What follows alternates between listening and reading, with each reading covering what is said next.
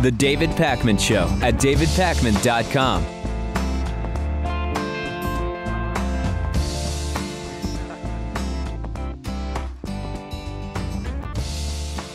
Much of our audience probably remembers former Navy chaplain Gordon Klingenschmitt. He's the Navy chaplain who was fired, as he claims, for praying in Jesus' name, religious discrimination, blah, blah, blah. It actually turns out he was showing up dressed as a Navy chaplain at events having nothing to do with the Navy and using his Navy uniform to try to push anti-gay and other political issues. He performs gay exorcism. He's now an elected member of the Colorado House of Representatives. So that's Gordon Klingenschmitt. There's another anti-gay Navy chaplain who's claiming he's also being discriminated against for his religion. This time we're talking about Chaplain Lieutenant Commander Wesley Motter, who on February 15th was given a detachment for cause, basically separated from the Navy for something he did wrong from his unit, after an investigation by the Navy very similarly found that he had been involved in repeated inappropriate and discriminatory behavior against students at the Naval Nuclear Power Training Command in South Carolina, including telling a student that, quote, the penis was meant for the vagina and not for the anus, as well as shaming other students for having premarital sex. We're talking about a lunatic here who should have no place, period, talking to anyone in our armed forces. And the anti-gay legal group Liberty Institute is now representing Modern. They say that he's being discriminated against because, I mean, after all he was doing was expressing his sincerely held religious beliefs informed by his religious texts. So he's the one being discriminated against. And Fox News correspondent and serial liar Todd Starnes jumped all over the story, publishing a report that defends the chaplain's discriminatory actions. And conservative media just loved it. Anytime, it's really weird actually, very often when Todd Starnes puts out some highly charged but pretty much lacking any actual factual claims, he is then repeated by conservative media. He's praised, and Motter was also praised as a hero for religious liberty. But the Navy, of course, says it's not like that at all. They put out a memo on March 16th in response to the Liberty Institute's complaint, and they say, the decision to relieve you from your duties is based on your failure to uphold the core capabilities of chaplains, as stated in reference C, and the professional standards of conduct and the guiding principles of the Chaplain Corps. Specifically, under the core capability of care, you have a duty to the religious, spiritual, moral, cultural, and personal differences of those that you serve. Your inability to comfort and counsel in a manner that was respectful of the counselee while maintaining dignity and professionalism led you to be relieved of your duties. Obviously, this is another attempt to say that Christians are being discriminated against when this guy was being completely disrespectful to all of those around him. The reality, though, is a deeper issue, which is the military should drop all religious activities. There shouldn't be chaplains in the armed services. There should be secular counselors, secular therapists. Remove religion altogether. Maintain the freedom that everyone, without any influence or establishment of one particular religion over another, anybody in the armed forces has the freedom to partake in whatever religion appeals to them, but remove it completely from the armed forces themselves, and you wouldn't find yourselves in this situation time after time after time. The UK Independent is reporting that Costa Rica has achieved a big-time clean energy milestone, using 100% renewable clean energy for 75 days in a row. This was helped because it happened to fall during a period of heavy rainfall, and the rain powered 4 hydroelectric plants for the first 3 months of the year.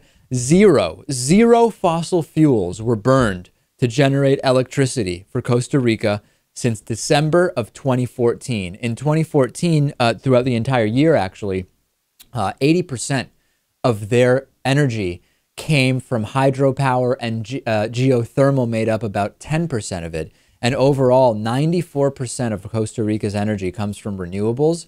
There are more geothermal projects already in the planning stages. It is very likely that Costa Rica will have total energy independence in the near future, And it's so obvious, the impact on national security. If you're off of fossil fuels, okay, and you're on renewable energy, you are no longer susceptible to unfavorable trade deals needed to fulfill energy demands by bringing in fossil fuels from elsewhere. You lose the incentive to become involved militarily around the world, around issues of fossil fuel procurement. Not that Costa Rica has a history of meddling militarily around the world, but we know other countries that do. And there are lots of states in the U.S. that could do this. There are over 20 states with populations equal to or smaller than Costa Rica's.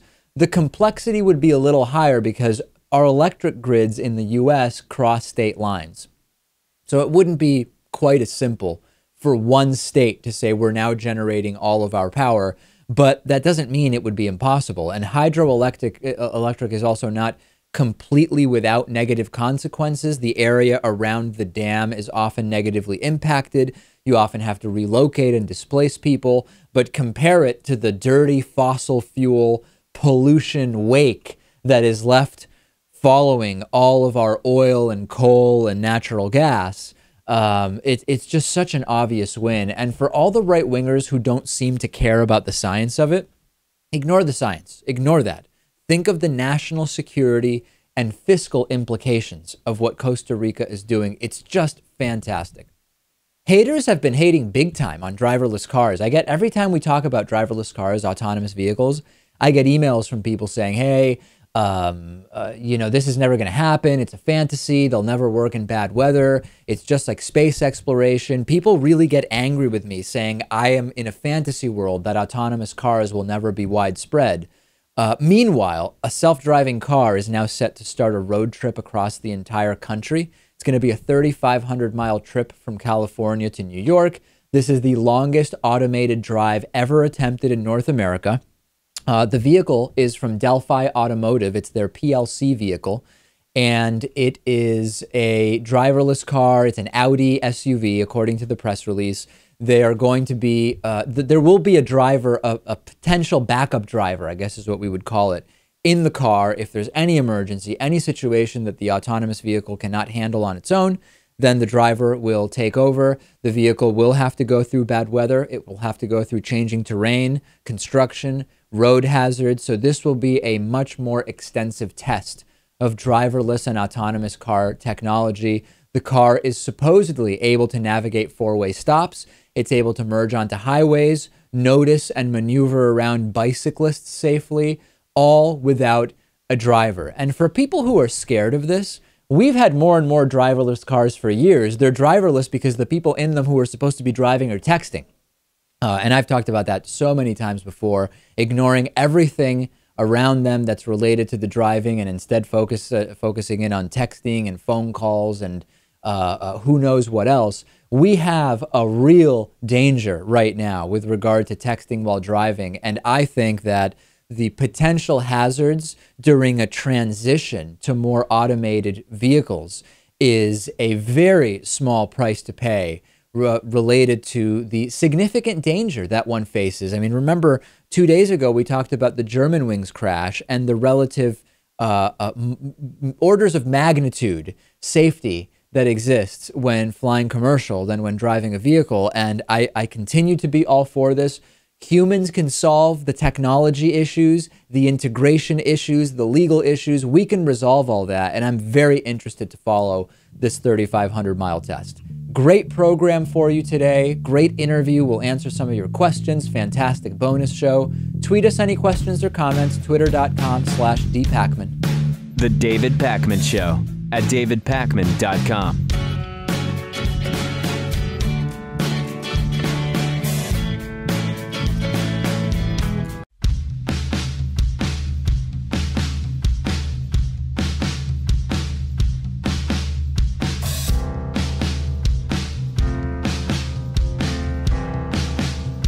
Welcome back to the David Pakman Show. Remember that if you ever do any shopping on Amazon.com, you can support our program by first going to davidpakman.com and clicking on the Amazon banner on the right side of the page. If you do that before shopping, any shopping you do will then send us a kickback No forms to fill out. You won't see anything that looks any different. You can also become a David Pakman Show member, the #1 way to support our show, at davidpakman.com/membership. Today's new member of the day is Adam Crane. Adam, thanks for being a David Pakman Show member. As a member, Adam gets access to all of the great member benefits, including the world-famous bonus show, produced and hosted by producer Lewis, where I am the sidekick, and so many other great member benefits. davidpakman.com/membership. 3 years ago this week, Paula Smith created an anti-Obama bumper sticker, which she claimed wasn't racist. The bumper sticker said, "Don't Re-Nig 2012." She's a woman from Hinesville, Georgia, who created these stickers, sold them online. She says that not only were the stickers not racist, the N-word itself isn't racist either, and also that Obama's not even really black, he's mixed, and that she helps black families find the right path. I believe it, Lewis. There's nothing that sounds at all racist in any of what she said or did. She stuck to her guns here. She said she's not racist. I have black friends, the usual, blah, blah, blah. Eventually, she removed these from her website because it blew up. There was an S-storm, if you will. But why can't people just admit it when they're racist? When they do or say something, I mean, sometimes you can tell a joke or say something, off color. But when you print and sell something like over-the-top racist like this, I don't know, how can you say that?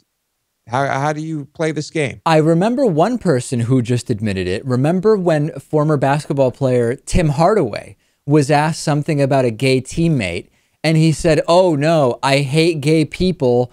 I'm homophobic, period." And it was like so bold and direct. Of course, he ended up apologizing and then doing all sorts of sensitivity stuff, and ended up, I think, even doing some stuff for gay rights ultimately.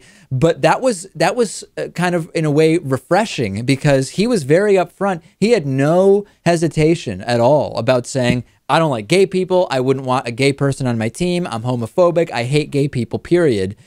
Now, of course, he's undergone a whole transformation. But that's one of the instances that, aside from all of the completely bigoted right-wingers that aren't quite smart enough to say it's about family, that's the one that stands out to me.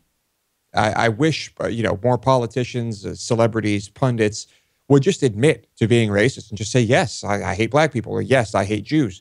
Yes, I hate Hispanics. I remember talking with someone who just right off the bat, early in a discussion about the Obama or something, just said, I'm racist. I hate black people. I'm a racist person. And you know what? I have way more respect for someone who's at least willing to admit that than someone who, a politician who, kind of hides it. And, there's just something more sinister about that. 2 years ago this week, Republican Minnesota Congresswoman Michele Bachmann faced a congressional ethics probe. It was announced that the House Ethics Committee would look into whether she was improperly tapping into money from her PAC to pay campaign staff members, and whether she used campaign money and staffers to support her book tour, both of which would have been against campaign finance rules. And then shortly thereafter, Michele Bachmann announced that she would be retiring after her current term. The Ethics Committee, by the way, I'm sure this is completely unrelated, can only investigate sitting members of the House. Immediately upon her retirement, the investigation was dropped. Even when there is one of these ethics investigations, there's not really that much transparency. Right. And of course, this was a system and a committee that was put in place by members of the Senate and the House, by Congress. And presumably, why would they make it easier to investigate themselves when it comes to matters of ethics and these ethics rules? It does seem to be a total joke. And when was the last time that anything good came out of one of these investigations? It's the same logic as when we talk about changing the campaign finance system, and then we realize the people that we need to have making the changes are those who were put into power by the current system. So are they really the most likely people to change the current system? When it is the House members that are writing up the rules for investigating themselves, I don't come away with any significant level of confidence that we're going to have an actual fair investigation. Not at all. There's no transparency. We have no idea what's happening with these investigations. They're slow. There's just a lot of general shadiness involved, and they don't seem to be too effective. But she did retire, and I guess I'm happy about that. Yeah, if nothing else, starting the investigation seemed effective, at least timing-wise, at getting her to get out of the House. Yeah, that's Bachmann out of Congress is a great thing. 1 year ago this week, Duke Energy was caught dumping coal waste into North Carolina water. Earlier this month, Duke Energy was fined $25 million by North Carolina's environmental officials, which is the biggest environmental fine in the history of North Carolina. Officials knew about these leaks for years, and they didn't take action until citizens decided to sue. And on top of that, their lawsuit was blocked. It actually turns out that North Carolina Governor Pat McCrory was a Duke Energy executive and that he owned stock in the company. I cannot stand Pat McCrory. He's the guy who campaigned on not pushing any abortion-related legislation in North Carolina if he's elected. And shortly after being elected, he pushes a bill which wouldn't allow teachers to talk about abortion. And when he was asked, well, Governor, you said you weren't going to do any abortion-related legislation, and now you're doing this, he said, oh, no, this isn't an abortion bill. This is an education bill, which just happens to be all about abortion, but it's really about education. It was one of the most transparent backpedals or flip-flops in recent gubernatorial electoral politics. Yeah, he's a hypocrite and a clown. And after this discovery, we know where his allegiances lie. Duke denied wrongdoing for years, but their regulatory filings basically admitted to massive leakage of contaminated water all over the place all the time. And I can't help but think that, money is still at the root of all of this, even with the environmental committees and officials, because it seems to me that they're thinking, hey, you know what? We're going to ignore this until we have to, and then we'll just hit them with a big fine and get tons of funding. But the damage is done. I mean, the focus should be on preventing these disasters and pollution instead of reaping the rewards later. And the North Carolina Supreme Court is now trying to decide whether or not Duke will have to clean up coal ash dumps immediately or years down the road. I guess we can say it's good that they'll probably have to clean them up at some point. I mean, the damage is done. I don't know if it's irreversible damage, but there has been, so much pollution. It's mind-blowing. DavidPakman.com/Reddit, REDDIT, to join our Reddit discussion forum. You can talk about this or any other stories that we've discussed on the show with us and fellow viewers. You can suggest new stories for the show and so much more. You can also troll, which a lot of people like to do on the David Pakman Show subreddit. We will see you there. The David Pakman Show at davidpakman.com.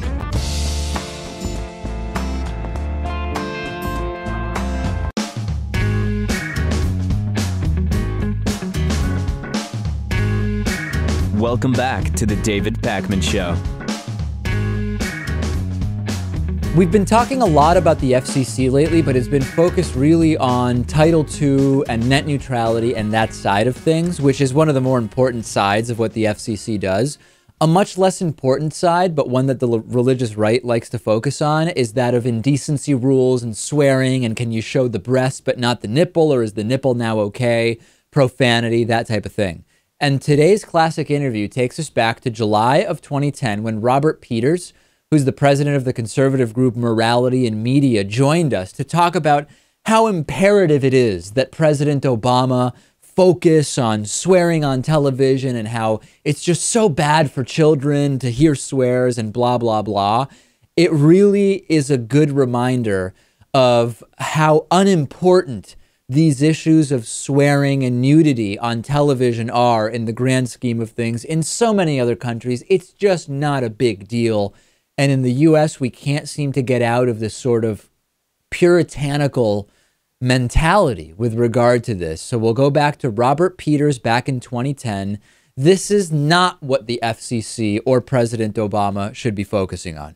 Joining us on the phone is Robert Peters, president of Morality in Media, and he is to talk about something that we were paying very close attention to, which was this recent FCC ruling about indecency. Hey, Robert, thanks for calling in today. Thanks for having me. So tell me, sum up for us, first of all, what this FCC ruling says. My understanding is that it's a move in the direction of suggesting individual utterances of the so-called 7 dirty words aren't necessarily indecent. Is my reading accurate? I tell you, at one level I was surprised that it was a Court of Appeals decision, Federal Court of Appeals decision here in Manhattan, and the case really focused on the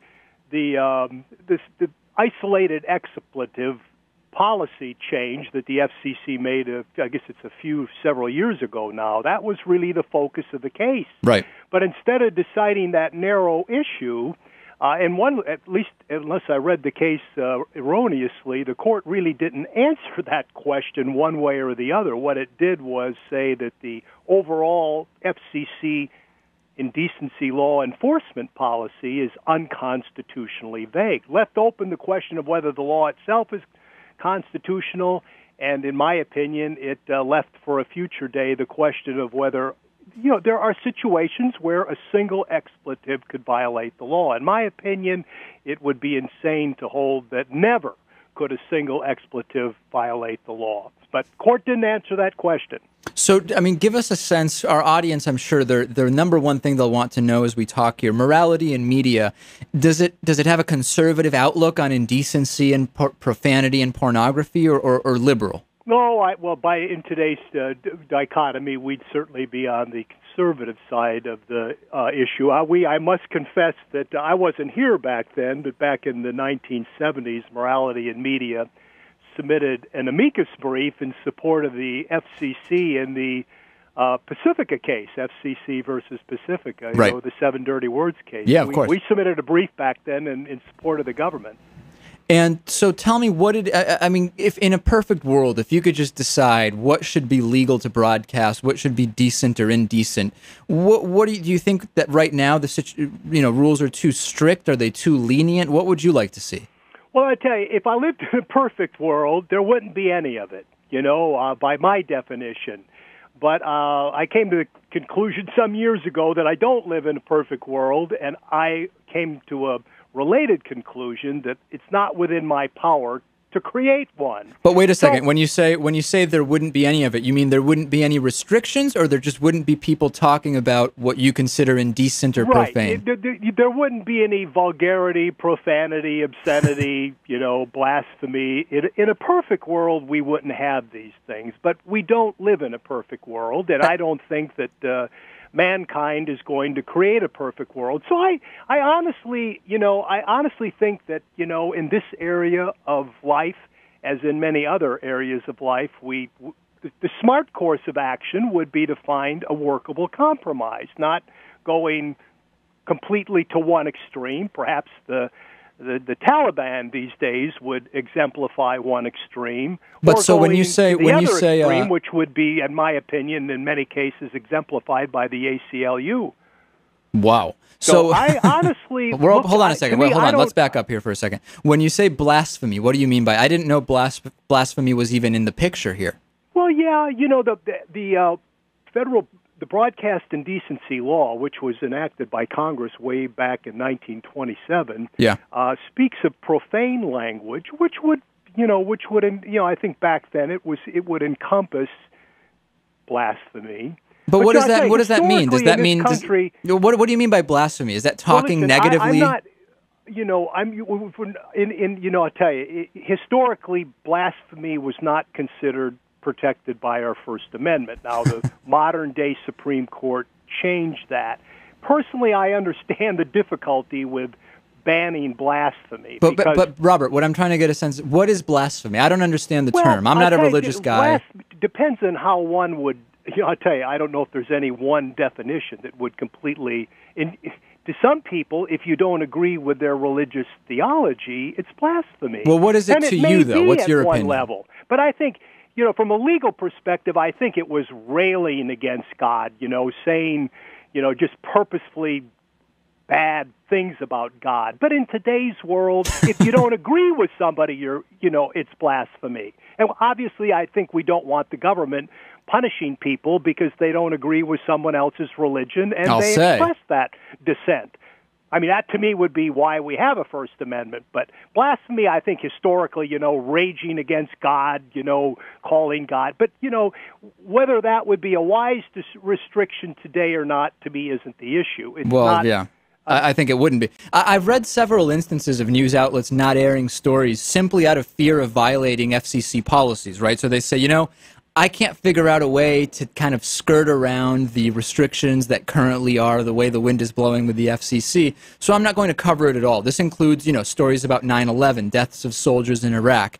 It feels to me like we're getting closer to, the more we restrict what can be broadcast, we're getting closer to an Orwellian society. I mean, it's no different than looking over your shoulder for a camera in 1984, is it not? Don't we need to get away from that and relax these restrictions, antiquated restrictions? Well, I tell you, in the Seven Dirty Words case, FCC versus Pacifica, Justice Stevens wrote what is called the plurality opinion in that case. I think he made a very important point in a footnote. He said that rarely, and I'm paraphrasing perhaps a little too conservatively here, but I think it would be, but rarely, if ever, can an important thought not be expressed without the use of a vulgarism. I point to the floor, the floor of the Senate and the House. Rarely are you going to hear indecent language on the floor of the Senate or the House. In the House, there's actually a restriction on indecent language. The point being that when we're talking about the heart of free speech, which is communicating ideas, opinions, viewpoints, you don't have to use the F word to communicate a viewpoint. And historically we have made that distinction. The difference between an opinion, a view that nobody likes. Clearly that's why we have a First Amendment. But the First Amendment was never intended to give somebody the right to go out in the middle of Central Park and with a bullhorn and curse as much as they want and drive most of the rest of the people out of the park. That's not why we have a First Amendment. It's an interesting point, but even if that's not the reason for the First Amendment, that doesn't mean that we can't say, you know what, when it comes to the argument of protecting kids, which I read a little bit about on your website, and when it comes to figuring out the rating systems for movies, I mean, it seems it's so completely subjective to say that those things, going out into Central Park and just yelling out profanity, would be in some way against the law. It's just something about it feels very antiquated and Puritan and outdated to me, does it not? I mean, I'm guessing you don't agree. Well, I tell you, unfortunately, I guess there isn't a whole lot of history to the broadcast indecency law.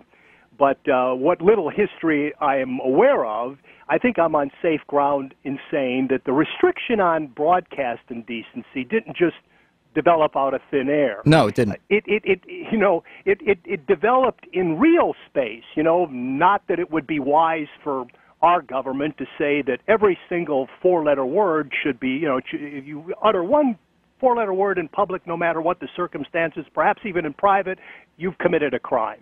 I don't know if that, certainly, I don't think that has ever been the universal law in the United States. There may have been some very religious communities where that was true. I don't know. But the bottom line is that, if you were out in a public street or a public place and you started talking with dirty words, at some point, most assuredly, you could and would be arrested. So the broadcast medium comes along that, those restraints were simply applied to the broadcast medium. Fair enough. No, I follow that. I mean, in the last couple of minutes we have left here, do you think that the FCC should have any jurisdiction over satellite radio programming, like Howard Stern, for example? Well, I tell you, the distinction I make is between a subscription channel.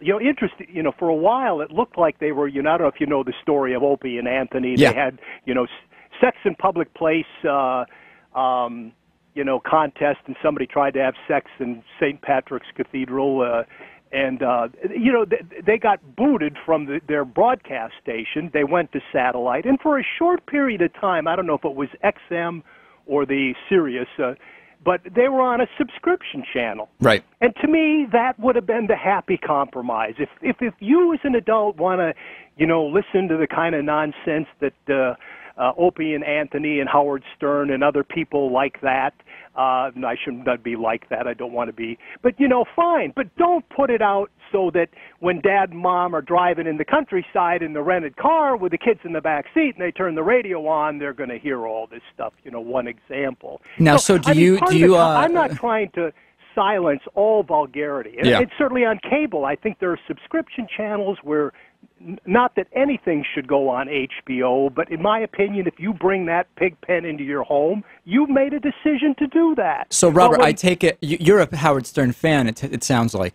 Oh, no, I'm not. But I tell you, it's never been my goal to ban the guy from society. I just, for a while, if the courts had exercised a little more common sense than they're normally capable of in this area, I mean, Howard Stern would have, he'd have been on after midnight. That would have been fine with me. You want to talk like you're in a burlesque house, and that's the kind of content that Howard Stern puts out over the airwaves. Well, at bare minimum, you shouldn't be on in the daytime hours. Go into the midnight hour or be on a satellite station that the adults who want to listen to burlesque-type entertainment can tune you in. But what's funny? He shouldn't be broadcast out over the airwaves, whether it's from a station or a satellite. It's always funny to me.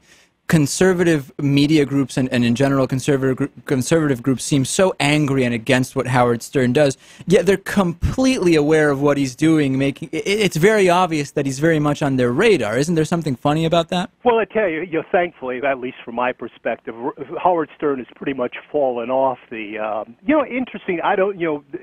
Radio shock jocks in general have pretty much fallen off the news focus. I was talking to somebody the other day who informed me they're still alive and well, but Howard Stern generates virtually no media coverage in terms of the content of his programs. I'm assuming he's as bad as he's ever been, but it's not generating the kind of publicity it generated when he was on broadcast radio. Well, we've been speaking with Robert Peters, president of Morality in Media. Thanks so much for calling in today. Thanks for having me. Okay, take care. Bye. The David Pakman Show at davidpakman.com.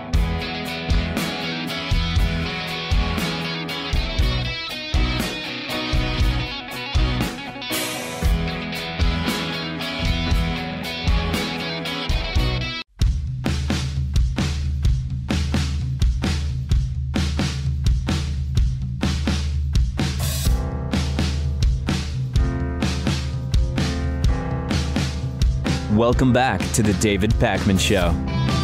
It's time to answer your questions. Every Friday, we answer 3 questions from the audience. You can submit them via voicemail at 219-2DAVID-P or via email or Twitter or Facebook, whatever is easiest for you. Jeremy wrote to us. Jeremy said, do you ever leave movies at the movie theater that are terrible? How do you decide? It might sound like an innocuous question, but it's a really, really good question as far as an economic issue, an economic concept of sunk costs and opportunity costs.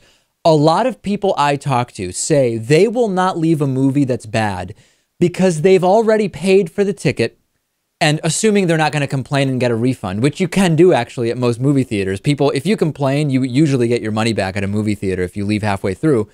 The idea is you might as well stay for the whole movie because you've already paid and you would lose that money. It allows us to explore an economic concept. If you believe that the movie is going to bring you no additional benefit because it's so bad, or that it might actually give you negative benefit because it's so bad it's actually ruining your day, it actually doesn't matter that you've already paid for the film. Think about it this way. If you paid $10 for the film is 2 hours long, and after an hour, you're miserable. If you can leave and spend that second hour doing anything that you would enjoy more than the second hour of the movie, the fact that you already paid for that whole movie should not be a factor because your net enjoyment would be higher, even considering that you paid for the movie, if you leave and you do something else. And this same line of thinking can be applied to cutting losses in so many areas. People will say, well, you know, I already started paying for this work being done on my house, even though it's coming out terribly. I just need to get my money's worth. That is not true. If the costs are sunk, you're better off cutting the losses, which is more bad work being done on your house.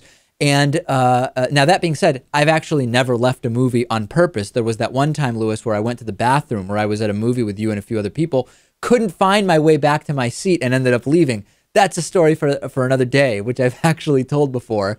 But I have not actually left a bad movie because I feel like I'm discerning enough that I haven't ended up in a movie that I knew so little about that it ended up being terrible. But the argument of you've already paid for it, you should stay, is not a very sound argument. Agreed.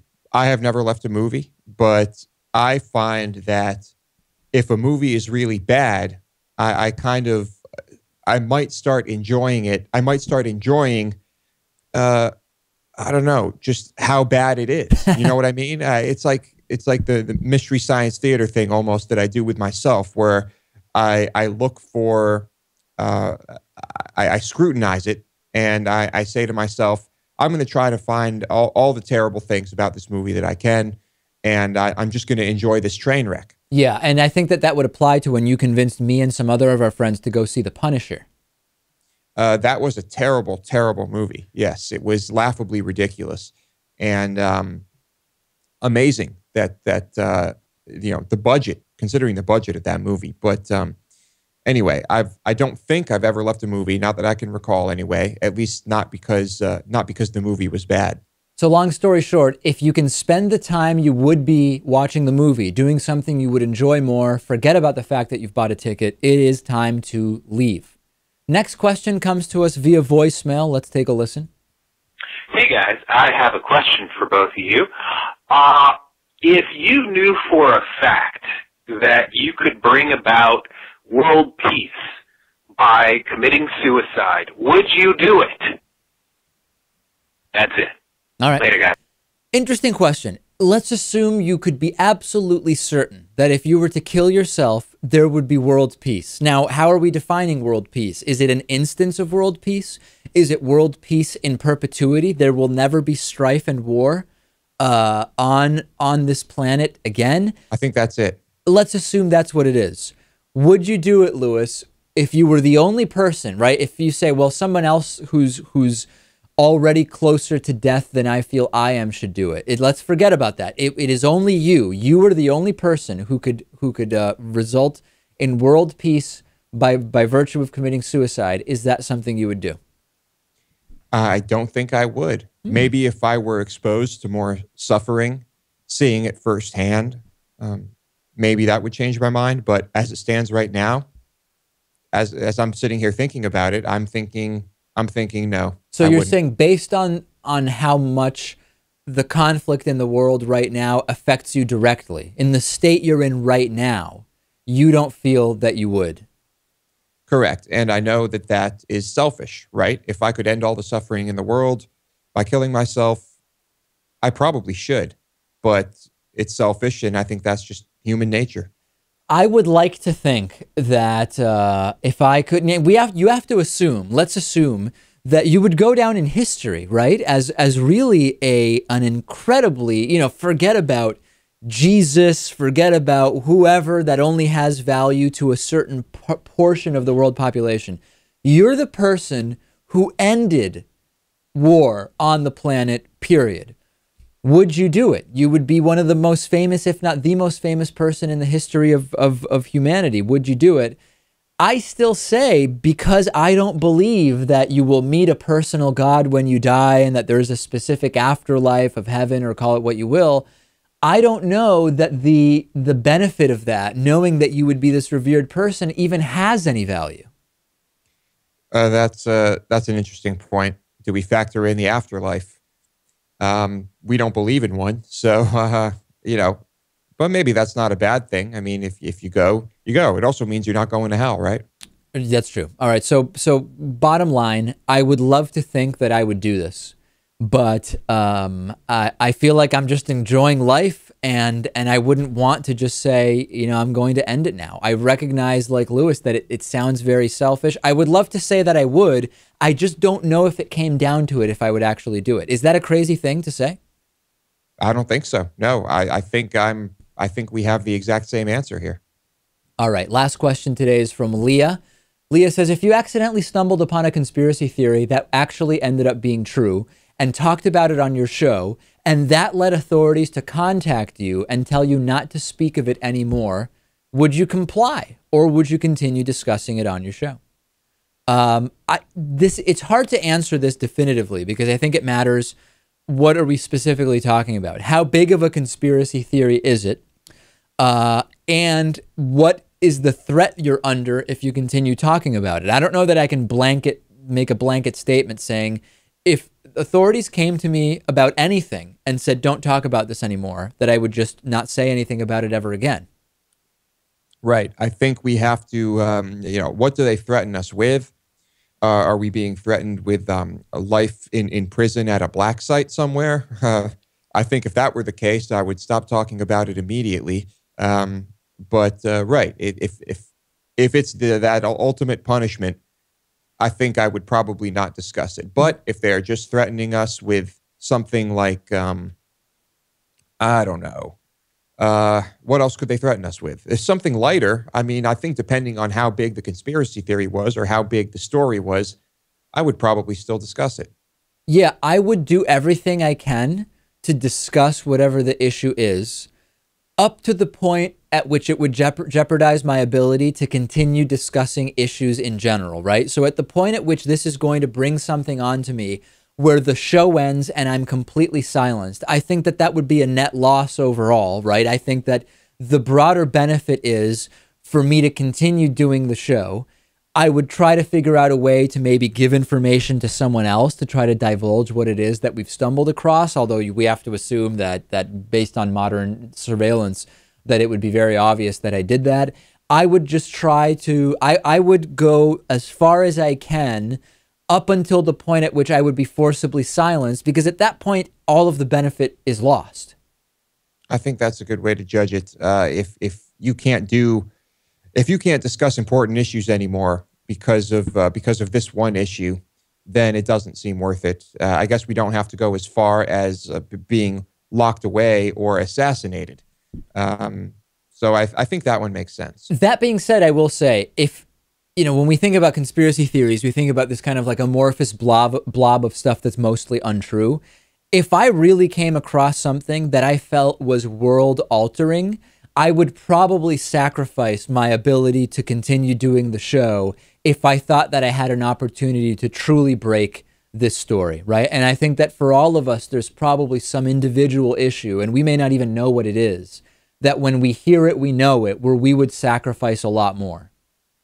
Right. Imagine if you could finally prove that Barack Obama was not born in this country. you had the definitive, piece of evidence there. Maybe you would discuss it. Maybe it would be worth it, because that would be just so big. All right, that's it for questions for this week. We've got a great bonus show coming up. Make sure to become a member at davidpakman.com/membership, because the show doesn't have to end now. You can get access to an entire other show for our paid subscribers. Go to davidpakman.com/membership.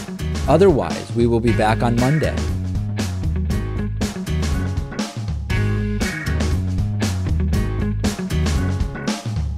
The David Pakman Show at davidpakman.com.